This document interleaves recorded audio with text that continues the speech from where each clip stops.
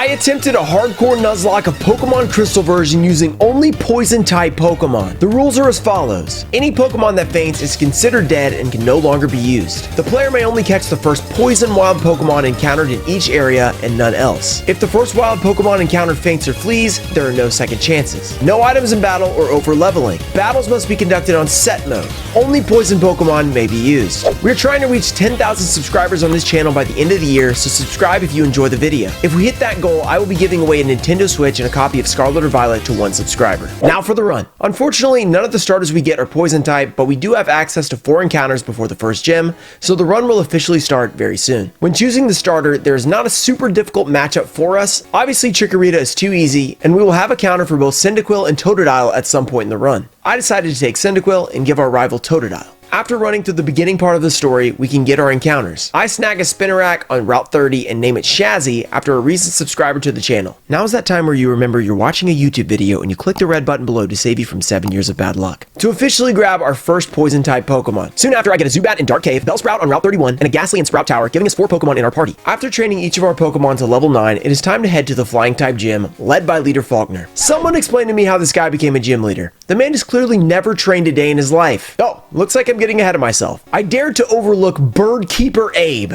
Birdkeeper Abe, aware of the disrespect we threw his way, sends out his level 9 Spearow. I lead Ghastly and immediately miss a Hypnosis. Who would have thought? A 55 accurate move missed. Unfortunately, these are the kinds of moves we have to rely on with the Pokemon we currently have. After taking a peck, we hit the second Hypnosis and swap into Spinarak, our only Pokemon that can hit Spearow with a move that isn't resisted. But unfortunately, that move is Poison Sting, a 15 power move in this generation. I went for a Scary Face to slow down his speedy bird, but it instantly woke up and hit us with a super effective peck. I swapped back into Ghastly only to get crit down to 3 HP. After a berry, we miss another Hypnosis and take a peck down to 5 HP. We're forced to swap into Zubat in an attempt to hit another 55% accurate move, Supersonic. Well, you can guess how that went. We miss one, take 2 pecks, and finally land it. Luckily, Spearow hits itself in confusion, but we aren't able to capitalize with Zubat, hitting it for 1 HP with Leech Life. Spearow never hit itself again, snapping out of confusion while we are unable to do any real damage. I swap into our final Pokemon, Bellsprout. We are able to land 1 Vine Whip, but it isn't enough. Spearow eventually pecks Bellsprout to low HP, so we swap into Spinarak and eventually get knocked out. We're going to need better Hypnosis/Supersonic RNG to win that fight, and that wasn't even the gym leader. In attempt 2, we make it back to Mr. Abe. I swapped out the strategy and led Zubat, hitting Spearow with the Supersonic. I then swapped to Ghastly as Spearow hits itself in confusion. I land Hypnosis and swap into Spinarak, our damage dealer. I land a Scary Face and start hitting it down to red HP with Poison Sting, only for it to wake up and hit itself in confusion and faint. Well, that went a lot differently from last time. The last trainer in the gym isn't nearly as hard because both Pidgeys do not know flying moves and are unable to hit Ghastly, therefore we can put them both to sleep for free, making the fight pretty easy. Now it is time to take on Falkner. He leads Pidgey and I start with Ghastly. After missing Hypnosis, I got hit with Mud Slap. Crap! I forgot they have that move. It's their signature move. How did I forget this? Luckily, I hit the next turn, so we were able to swap into Spinarak. And Pidgey immediately wakes up and hits us with Mud Slap again. Man, this move is annoying. Not only is it a sand attack, annoying enough as it is,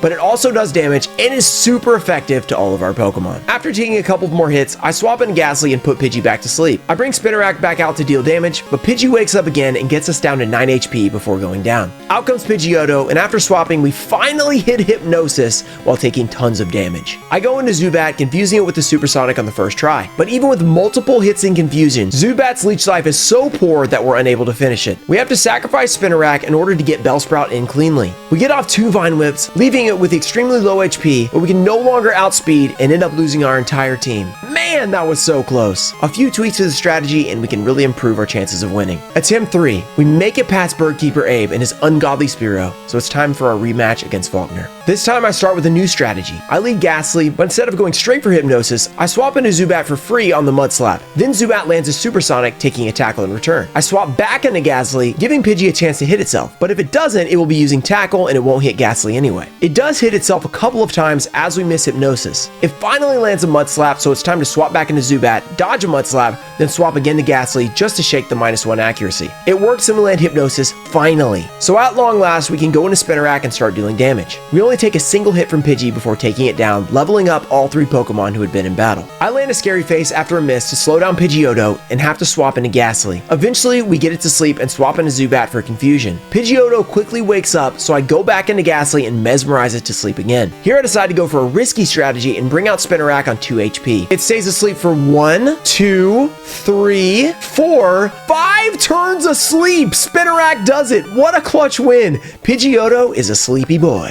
Now that we've finally gotten past the first gym on our 3rd attempt, wow, that took forever, we can head south and catch some new Pokemon. We grab the old route from the fisherman in the Pokemon Center on Route 32, then head back north to the bridge to catch a Tentacool. This is our only water poison type of the run, so it will be very useful. Also, I've recently used Tentacool a lot more than I ever used to as a kid, and I realized this Pokemon is awesome. Its high special defense and speed make this Pokemon so much more useful than I thought. I name it Mike after my little brother, who loves Tentacruel. We also grab a Venonat in Ilex Forest, which is an okay encounter, but unfortunately it means we won't be able to get Oddish until Kanto. Had we gotten Oddish here, 50% chance versus a 30% chance for Venonat, we could have grabbed Venonat on Route 43 and had both Pokemon before the Elite Four. We make our way through Union Cave to Route 33, where we have access to another encounter, Ekans. It has access to a few nice moves like Dig and Glare later on. Unfortunately, we don't have abilities because Intimidate Arbok would be nice. We run through the Rocket storyline without much of an issue. Most of their Pokemon are poison type, so we resist nearly all their moves with most of our Pokemon. After defeating them, we unlock the Azalea Town Gym.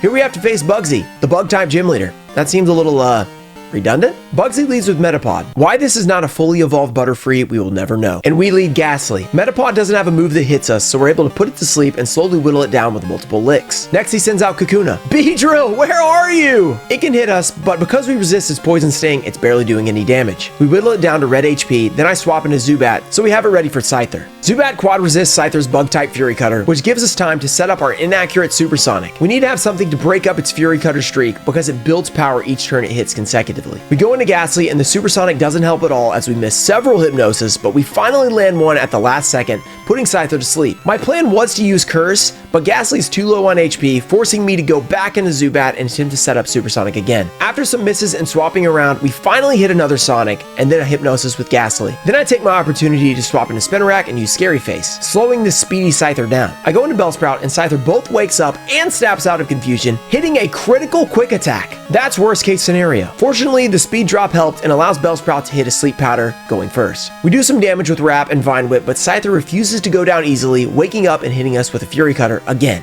Once again, we have to go back to Ghastly and put it to sleep. Now I finally give Ekans a shot, whittling down Scyther with Wrap and Bite until it gets to 1 HP. Playing it extra safe, I swap into Ghastly and accidentally go for Hypnosis instead of attacking it. But luckily, Scyther goes for Leer instead of actually hitting us, and the next turn I finish it with Lick, winning the battle. Man, these fights take forever with this team. Not having anyone who can really do damage and being really frail for the most part makes it difficult to win these fights quickly. We don't get a break just yet because now we have to face our rival for the first time while actually using poison types. He leads with his own poison type, Ghastly, which we quickly clear with Ekans' Bite. He brings out Zubat and I swap into Venonat, taking a bite. Venonat avoids a couple of Supersonics and finishes it with Confusion. Finally, he brings out his ace, Croconaw. I go into Tentacool and take a resisted Water Gun and set up Supersonic. After taking a few Leers, I swap into Ghastly, avoiding a scratch. I put him to sleep and set up Curse in order to deal a quarter damage to his health every turn. I swap back into Tentacool and take the last few turns as Croconaw perishes to Curse damage. Finally, an easy fight. After making our way through Ilex Forest, past Goldenrod, and through the trainers on Route 35, we have another encounter in National Park. We can either get Nidoran male or Nidoran female here. Fortunately, there's a way to get both in this game. Whichever we don't get here, we will encounter during a Yanma Swarm on Route 35. We end up getting Nidoran female, which isn't bad. We level up our team to 20,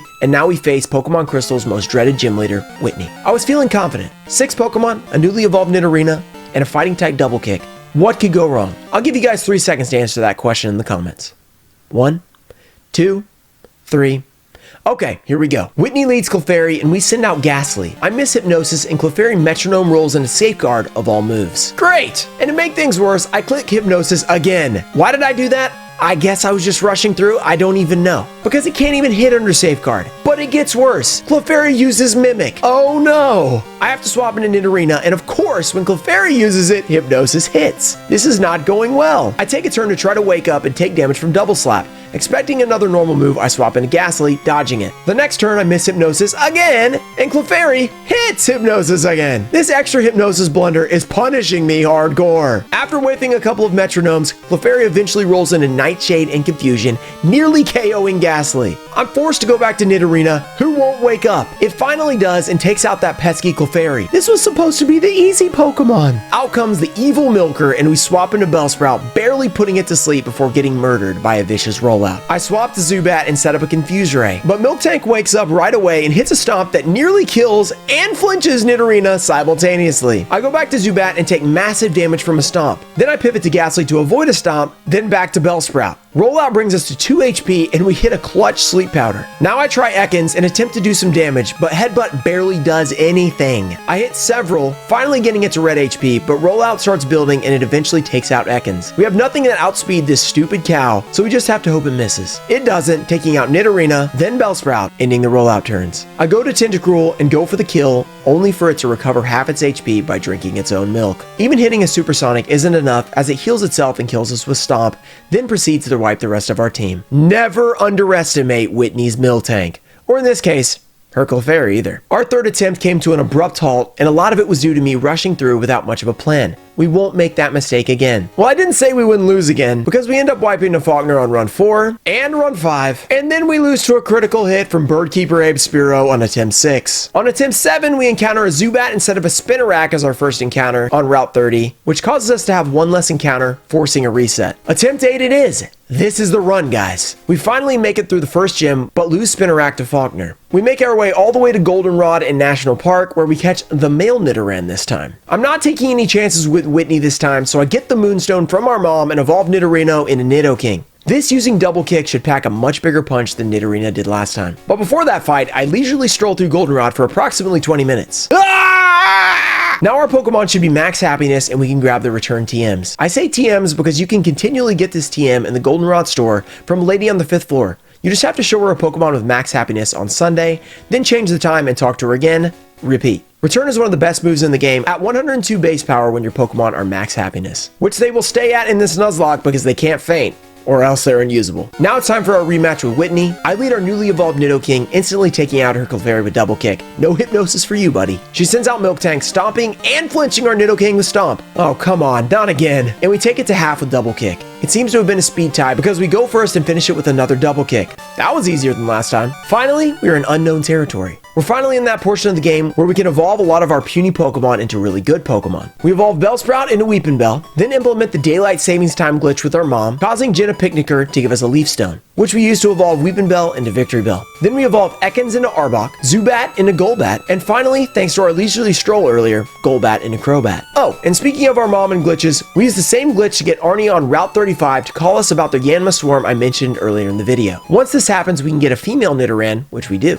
After all of these evolutions, it's time to take on our rival in Burn Tower. He leads with Haunter and we counter with Crobat, biting him and causing Haunter's curse to KO itself. Nice move, idiot. He follows with Magnemite and we swap into our newly evolved Arbok, which KOs Magnemite with Dig, a TM we grabbed in the National Park. He brings out Zubat and we KO with a full power return. Finally, he sends out Croconaw, which we bite for a little damage, but then get slowed down by his Oogly face. I decide to shake up the speed drop and swap into Victory Bell, finishing it with a couple of Vine Whips. His team isn't much of a challenge at the moment. While training up to the level cap of 25, we evolve Ghastly into Haunter. We could technically evolve into Gengar now, but to make it fair, we wait until level 36 to evolve it, in line with most starters' third stage evolution. Now we take on Morty, a scary fight due to sleep potential and ghost typing. I lead Crobat, KOing his Ghastly with Bite, then taking out his second Haunter with 2 bites, flinching it in the process. Now for the big one, Gengar. We land a bite doing about 40% damage, get put to sleep with Hypnosis, but woken up by our Mint Berry. Then we bite him to red HP, flinch him, and bite again. King down. His final Haunter comes out, we bite the last ghost, which flinches again. First of all, how can you bite a ghost? I just need to ask that question. And secondly, why are they flinching? You can't actually touch a ghost, can you? Oh well, we won. Who cares? Crobat rules. Now that we are appropriately overleveled, we can face the last Kimono Girl's Espeon without too many issues, gaining us the Surf HM, which finally gives Tentacool a good water move, as well as opening up the map for the rest of the game. Now that we can navigate water areas, our first order of business is to take on Chuck and Cianwood Gym. This buff man is too cool to have more than 2 Pokemon. Why have 6 Pokemon when you can have 2? Chuck's 2 Pokemon are equal to 22 regular old Pokemon. I agree, Chuck. You do you. Oh wait, is the battle over? Crobat swept again? Maybe next time, Chuckster. We run through the Lighthouse and Rocket Hideout. Extremely interesting content. Sorry you had to miss it. But we did evolve Tentacool into Tentacruel while we were there, so it wasn't a complete waste of time. Icy Price time. Price, Master of Ice time. Iceman Price time. Nice price on Ice time. Okay, the bid is over, but I still have to do this battle. He leads Seal and we send out Nidoking, which we taught Thunder Punch. We hit it hard and get a lucky Icy Wind miss, saving us from the speed drop / super effective hit and allowing us to KO Seal without any damage. He follows with Dugong, which takes half from our very loud punch. It hits us super effectively with an Aurora Beam for about 30%, and we finish it with a second Thunder Punch. Finally, his ace, Piloswine. We pivot to our newly evolved Tentacruel,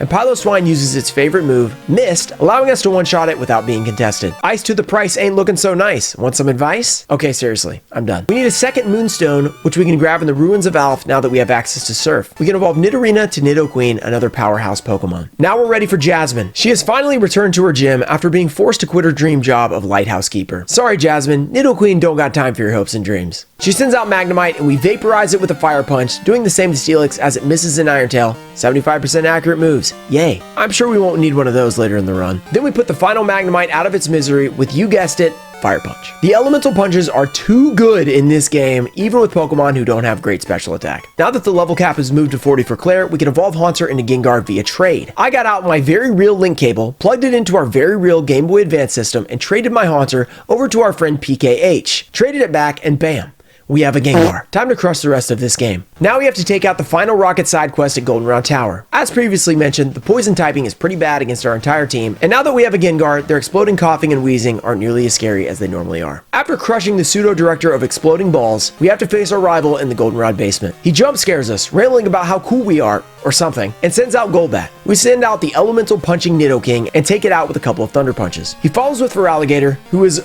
weak to Thunder Punch. Nice strategy, bro. We hit him for over half, and he returns the favor with a Water Gun? Level 32 for Alligator, and the best he can do is Water Gun. Needless to say, we shake that off easily and finish him. His next three Pokemon stand no chance against our Fire Punch, taking Sneasel down in one hit, then Haunter with a punch and its own curse. Yeah, they love to do that. And finally, Magnemite. Did I mention the elemental punches are broken? Oh, and maybe they should give our rival some decent moves. Water Gun? Really? On my way down the tower, after saving the entire Pokemon universe from Team Rocket, I passed the Radio Tower quiz and grabbed the radio card for later in this run. We still need this sucker to wake up Snorlax. After this, we finish the rest of the Rocket storyline quickly and move on to the final gym leader in Blackthorn City, Claire. She leads with her 3 Dragonair. They all have different strong moves like Surf, Ice Beam, and Thunderbolt. Fortunately, I have a Gengar that knows Ice Punch and has a ton of special attack. Gen 2 is before the physical and special split in Generation 4, so all the punches are special moves in this game. We knock out all 3 Dragonair, but now we have to deal with Kingdra, which isn't weak to any of the punches. For this reason, I go for Confuse Ray, and it hits itself in confusion twice, causing her to use a Hyper Potion, allowing me to get 2 straight Thunder Punches in. It finally snaps out of confusion and hits us with a Smoke Screen, but no matter. We hit through it and take it out, winning our 8th badge.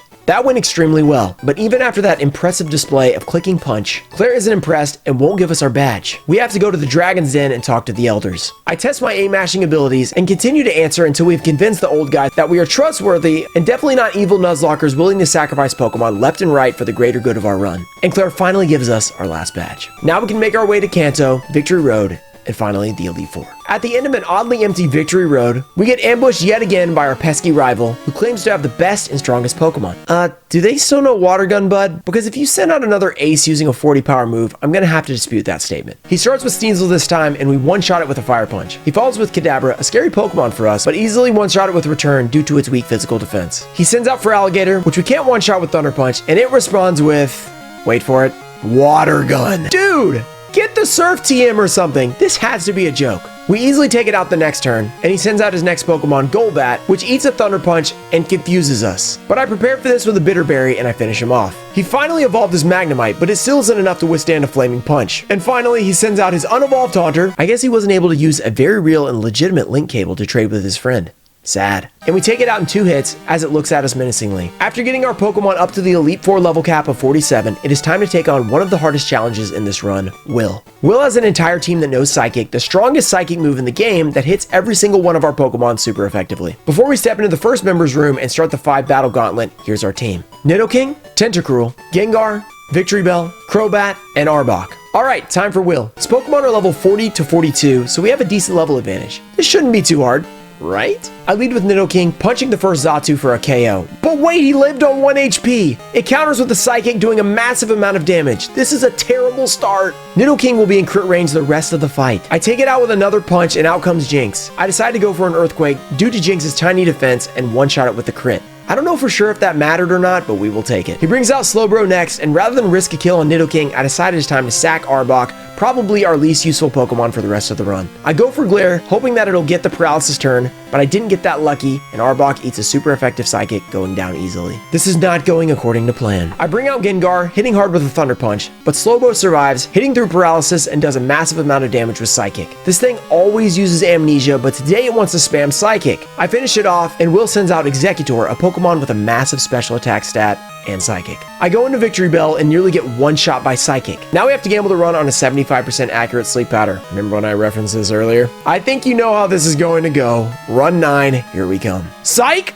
Or should I say Psychic? Victory Bell comes in extremely clutch, landing a Sleep Powder and snoozing the Siamese tree, and is then able to two-shot with Return mid-slumber. His final Pokemon is Xatu, and we don't have a good swap, so we have to go for another Sleep Powder, landing it again! All of our bad Sleep Powder luck has turned around in a single fight. Victory Bell saves the entire run with back-to-back Sleep Powder Return KO combos. We are extremely lucky to get out of that fight with only one loss.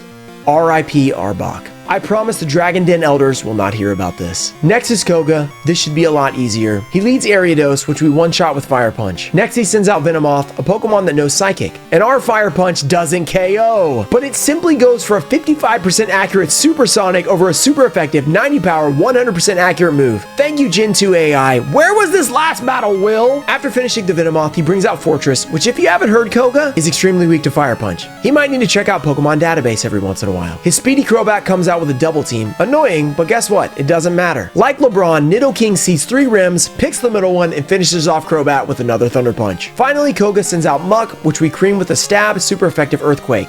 Ah, much better. 3 battles to go. Our next fight is against He Who Must Not Be Named. We don't talk about Bruno, no. Oh wait, I guess we have to talk about Bruno. He sends out Hypnon-Top, which we smack with Wing Attack after taking a puny Quick Attack. He follows with the Rock Snake, the king of attack power itself, and we hit it with the Confuse Ray just to insulate ourselves from a potential Earthquake. In retrospect, he wouldn't have Earthquaked because we had a Crobat in, so a swap to Tentacruel then would have been fine. But we do that the next turn and one-shot it with Surf. He brings out Hitmonchan, a Pokemon heavily weakened by the lack of physical special split, so we swap into Nidoking and take very little damage as we nearly KO with Earthquake. I swap back to Tentacruel, which is well suited to finish out the fight, and take a massive 4 damage from Ice Punch before finishing it off with Surf. From there, I set up a barrier to prepare for his Machamp, then take out Hitmonlee with a couple of Surfs, and get a high jump kick miss for good measure. Machamp comes out, and I eventually take it out through a potion and a few rock slides. Bruno, we be talking about you. Final member of the Elite Four is Karen. She asks to be entertained, and I tell her to watch Gladiator.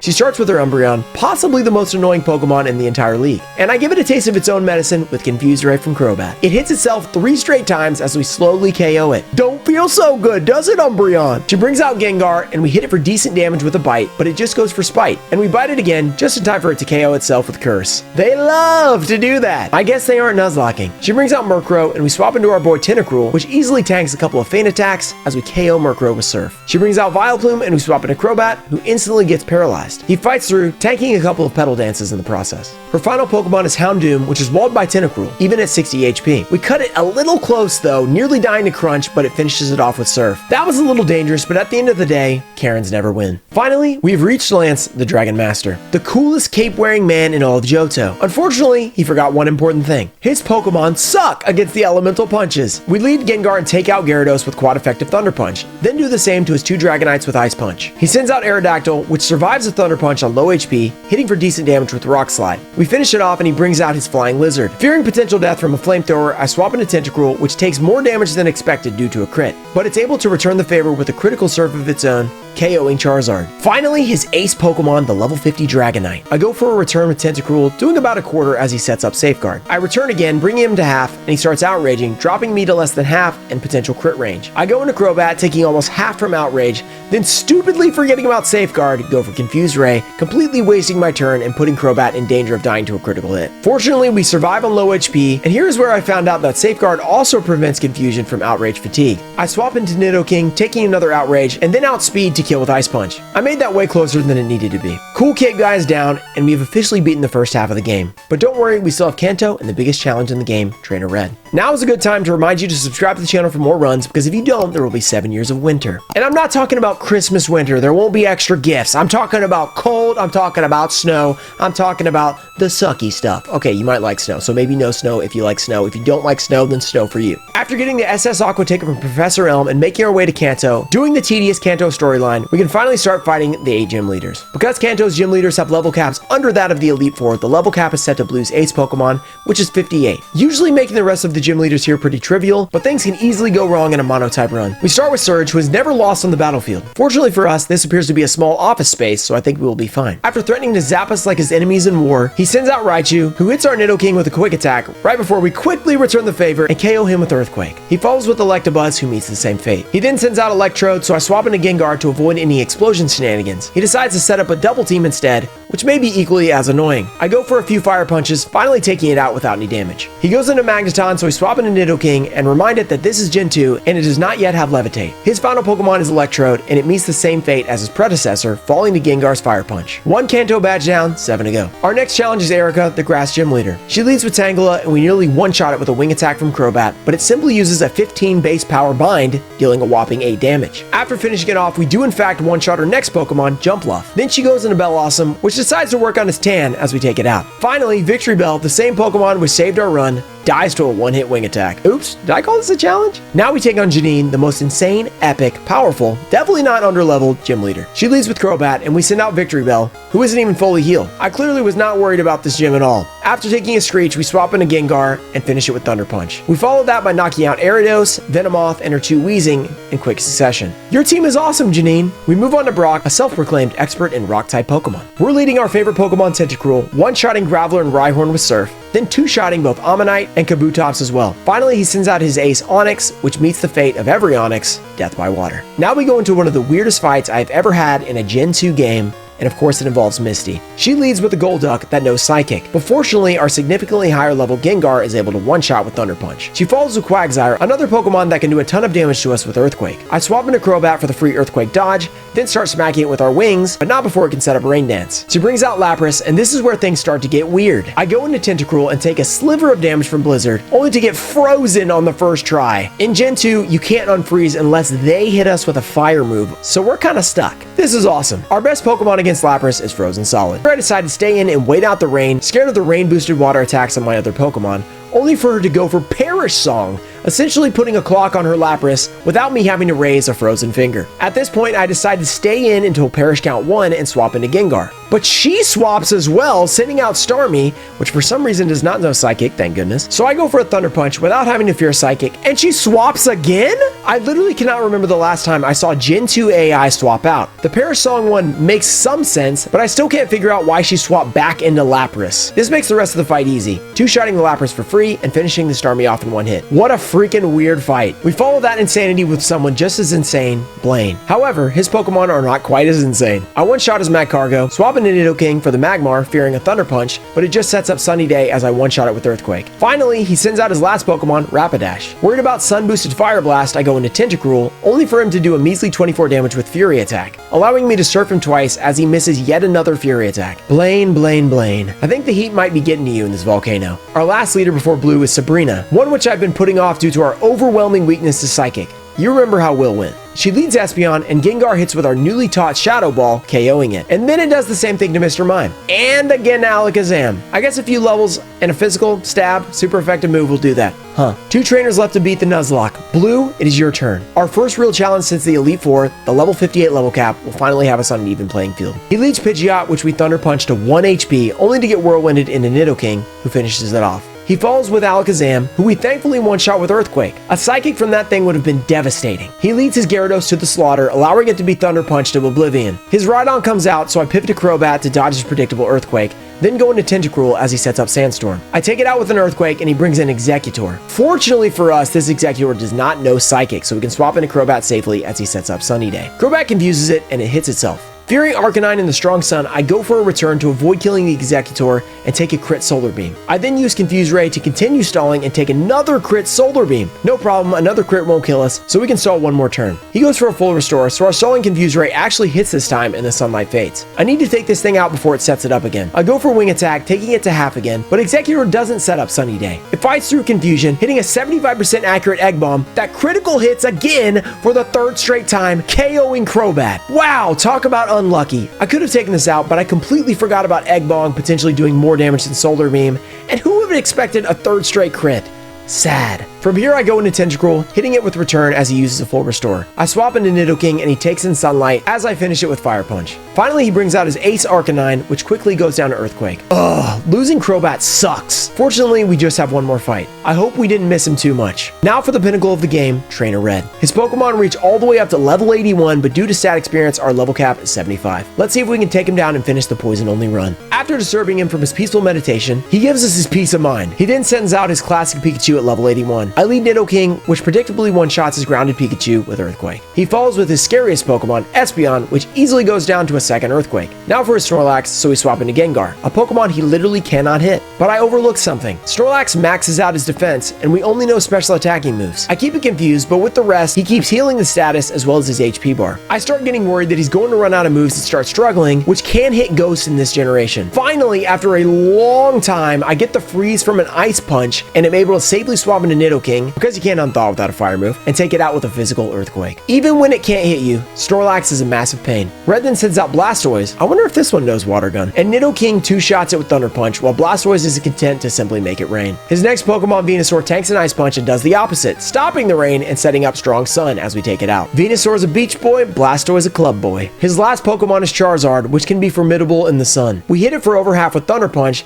then take a ton of damage from Flamethrower, but not quite enough to KO as we finish him appropriately with another Thunder Punch. The Punch has put in way too much work this run, so it is only appropriate we finish the last fight with them. This was an awesome run. Poison has some really cool as well as OP Pokemon. I think Tentacruel is one of my new favorites for sure. If you guys made it to the end of the video, consider subscribing and go check out the other full runs we have done by clicking the playlist on the screen. Thanks for watching and happy Nuzlocking.